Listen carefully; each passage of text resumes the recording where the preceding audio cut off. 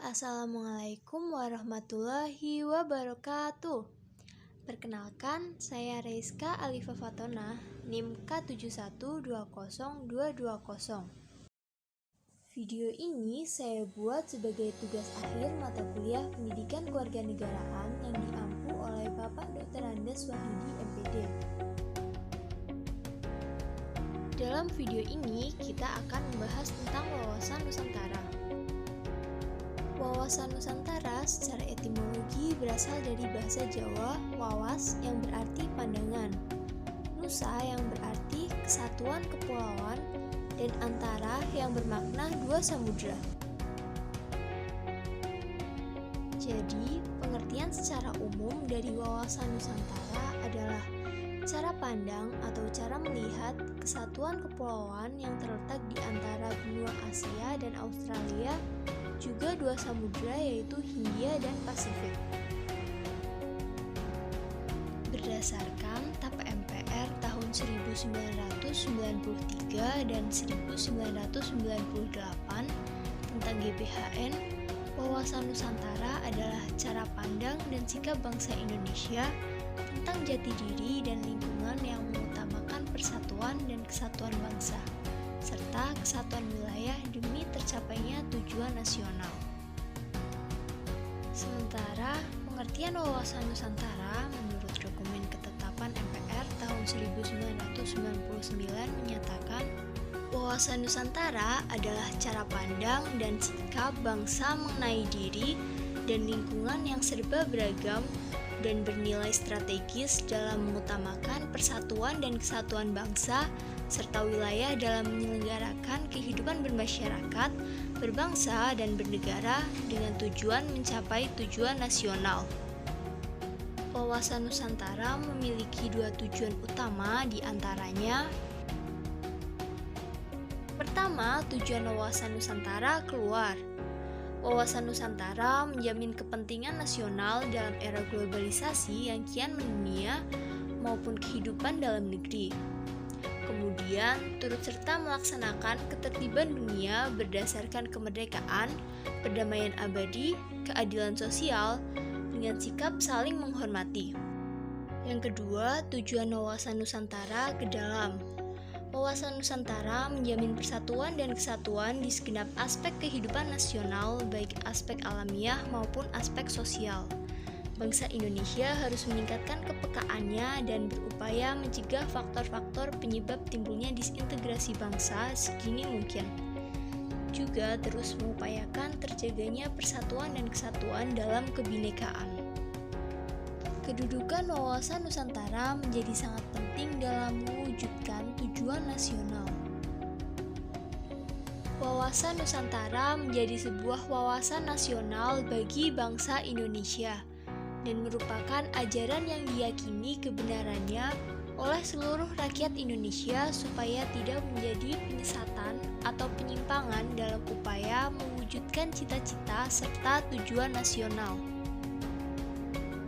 Jika mengacu pada pengertian wawasan Nusantara, sebenarnya fungsi utama dari wawasan Nusantara adalah sebagai panduan, pedoman, acuan bagi bangsa Indonesia dalam bernegara. Fungsi wawasan Nusantara sendiri terbagi ke dalam 4 kategori, yaitu 1. Wawasan pertahanan dan keamanan nasional, mengarah pada pandangan geopolitik negara Indonesia. Pandangan tersebut mencakup tanah air serta segenap wilayah Negara Kesatuan Republik Indonesia. 2. Wawasan kewilayahan Indonesia, termasuk pemahaman mengenai batas wilayah Indonesia agar terhindar dari potensi sengketa dengan negara lain. 3. Wawasan pembangunan, dengan beberapa unsur di dalamnya seperti sosial politik, kesatuan politik, pertahanan, serta keamanan negara, ekonomi, serta sosial ekonomi. 4. Konsep ketahanan nasional, konsep ketahanan sosial yang memegang peran penting dalam perencanaan pembangunan, kewilayahan, serta pertahanan keamanan nasional. Asas wawasan Nusantara merupakan kaidah atau ketentuan dasar yang wajib dipatuhi, dilakukan serta dijaga oleh seluruh elemen masyarakat agar tercipta perdamaian serta keseimbangan di Indonesia. Secara keseluruhan, ada 6 asas wawasan Nusantara yang wajib kamu pahami. Di antaranya, 1. Asas solidaritas. Sikap solidaritas sendiri merupakan bentuk kepedulian terhadap orang lain. Sikap solidaritas sudah selayaknya dijalankan oleh seluruh masyarakat Indonesia, tanpa membeda-bedakan dari dan kepada siapa. 2. Asas kejujuran. Kejujuran dalam berpikir serta bertindak menjadi sebuah asas wawasan Nusantara yang sangat penting. Berani berpikir dan bertindak hanya yang sesuai dengan fakta serta kenyataan, wajib dilakukan demi tercapainya kemajuan. 3. Asas kesamaan tujuan. Mempunyai tujuan serta kepentingan yang sama. Sebagai contoh, di masa kemerdekaan, saat semua rakyat Indonesia melakukan perjuangan bersama-sama mengusir para penjajah. 4. Asas keadilan. Seluruh elemen masyarakat mempunyai hak yang sama dalam mendapatkan keadilan dan mewujudkan tujuan serta cita-cita nasional. Tidak boleh merugikan pihak tertentu maupun mengutamakan kepentingan kelompok atau golongan sendiri. Hal ini berlaku dalam segala aspek kehidupan bernegara, baik keadilan secara hukum, ekonomi, politik, serta sosial. 5. Asas kerjasama. Dengan adanya kesadaran pada tujuan serta kepentingan yang sama akan menciptakan kerjasama antar elemen masyarakat. Kerjasama serta koordinasi tersebut dapat dilaksanakan atas dasar kesetaraan agar terciptanya efektivitas dalam mencapai tujuan bersama. Sebab kebersamaan dan gotong royong ini akan memudahkan serta meringankan suatu kerjaan termasuk dalam menghadapi tantangan terhadap implementasi wawasan Nusantara. 6. Kesetiaan. Kesetiaan juga termasuk salah satu asas wawasan Nusantara yang menjadi tonggak utama untuk menciptakan persatuan serta kesatuan suatu negara. Kesetiaan tersebut bisa diwujudkan dengan melaksanakan segala macam kegiatan sesuai aturan dengan tujuan-tujuan demi kemajuan bangsa dan negara. Implementasi wawasan Nusantara dapat dilakukan melalui cara berpikir, bersikap, bahkan berucap.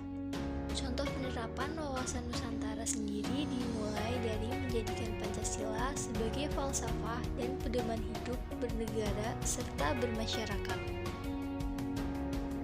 1. Implementasi di bidang pertahanan dan keamanan. Implementasi wawasan Nusantara di bidang pertahanan dilakukan dengan membentuk sikap dan kedisiplinan diri dalam membela tanah air, serta melaporkan segala hal yang mengganggu keamanan pada aparat yang berwenang. Meningkatkan rasa persatuan serta solidaritas baik dalam satu daerah yang sama atau daerah berbeda. Terakhir, membangun sarana serta prasarana bagi kegiatan atau aktivitas pengamanan wilayah Indonesia. 2. Implementasi di bidang politik.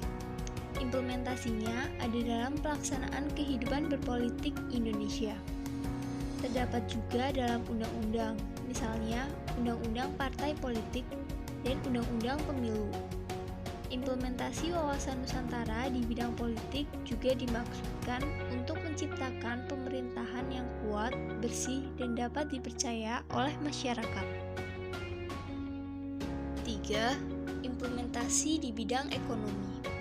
Implementasi wawasan Nusantara di bidang ekonomi terdapat pada pemanfaatan kekayaan alam di Indonesia sambil menjaga kelestarian lingkungan hidupnya.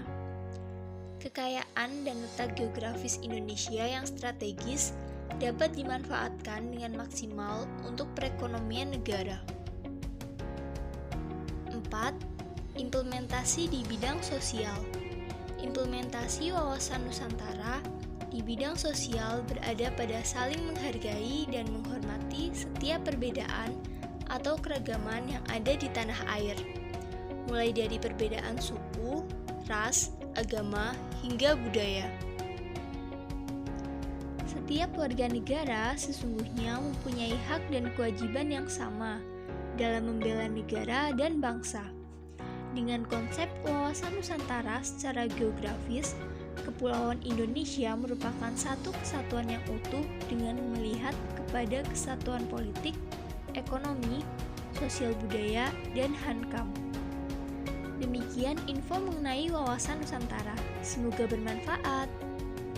Terima kasih. Wassalamualaikum warahmatullahi wabarakatuh.